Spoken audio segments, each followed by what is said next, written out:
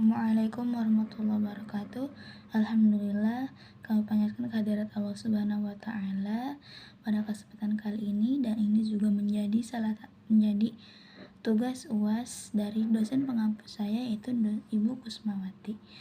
Saya di sini akan sedikit memaparkan dalam presentasi saya, yaitu tentang implikasi teori-teori belajar dalam pendidikan pada psikologi pendidikan.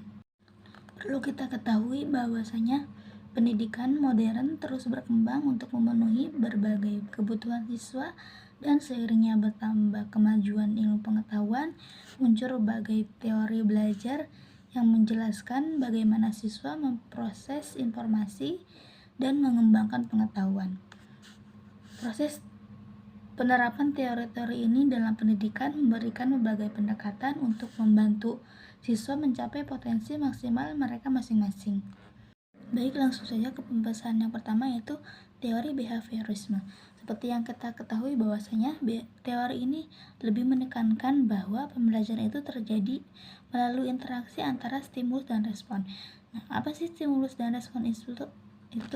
Stimulus yaitu rangsangan dari lingkungan yang mengacu reaksi, sedangkan respon yaitu reaksi yang muncul akibat dari stimulus tersebut.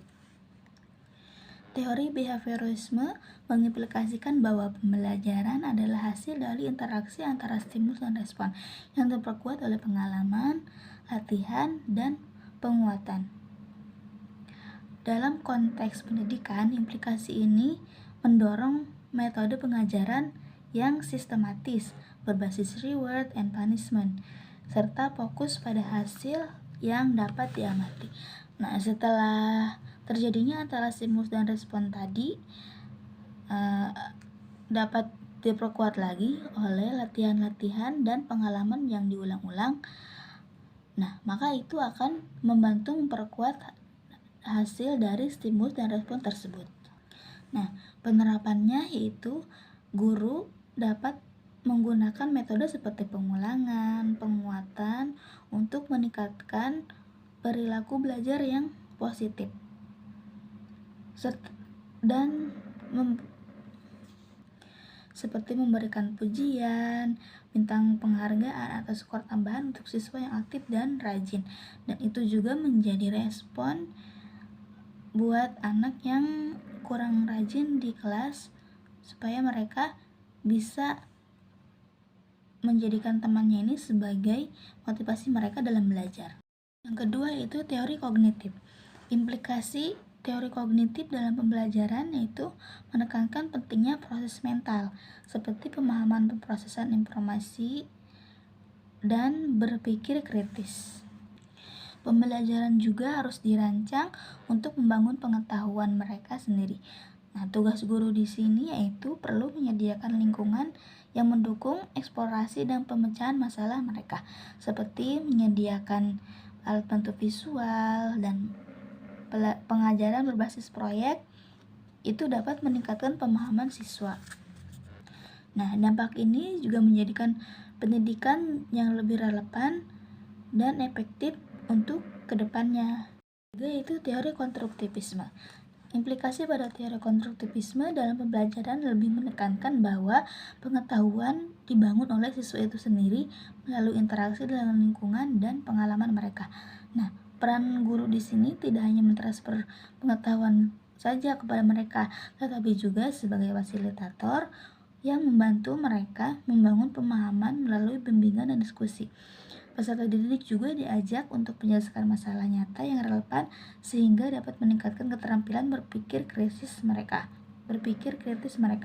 Selain itu juga mereka harus belajar bekerja dalam kelompok untuk bertukar ide dan belajar dari sudut pandang teman-temannya. Materi pembelajaran juga dikaitkan dengan keadaan atau pengalaman sehari-hari, seperti membuat tanaman hidroponik, menenun kain, dan masih banyak lagi contoh-contoh yang lainnya. Selanjutnya yaitu teori sosial. Implikasi teori sosial dalam pembelajaran lebih menekankan pentingnya interaksi sosial, budaya, dan lingkungan dalam membentuk proses belajar seseorang. Pendidikan bukan hanya sekedar sarana untuk menerapkan pengetahuan saja, tetapi juga sebagai alat transformasi sosial.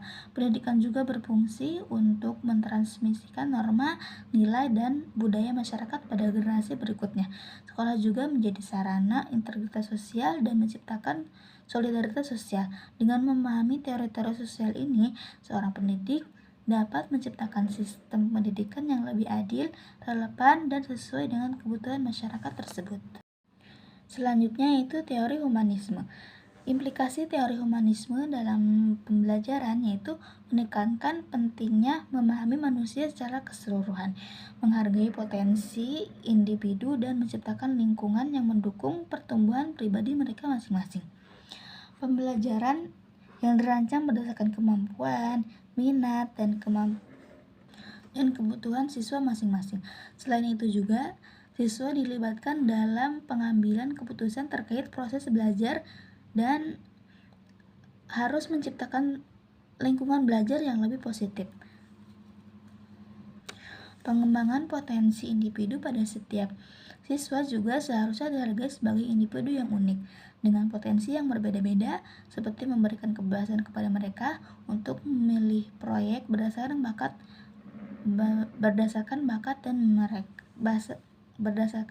dan minat dari mereka masing-masing.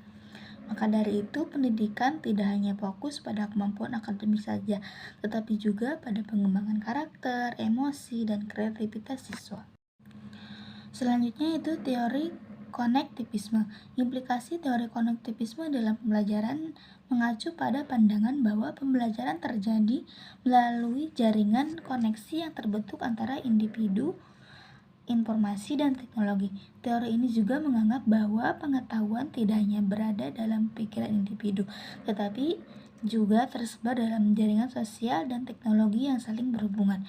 Pendidikan juga harus bisa memanfaatkan penggunaan teknologi dalam pembelajaran, seperti platform e-learning, media sosial, dan alat kolaborasi online dan lain.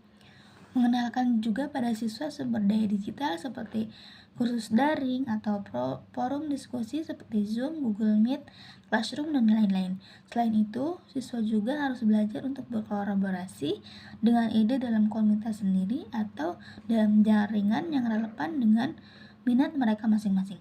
Hal ini juga dapat meningkatkan keberagaman informasi yang dapat mereka pelajari dan aplikasikan, seperti mengakses jurnal, artikel, video pembelajaran, dan sumber-sumber lain dari berbagai lembaga pendidikan di seluruh dunia. Dan juga dapat mendorong siswa untuk belajar mandiri menggunakan sumber daya digital tersebut. Nah, guru juga mengajarkan kepada mereka keterampilan literasi digital, belajar kritis, serta berkolaborasi melalui jaringan online dan pembelajaran berbasis teknologi.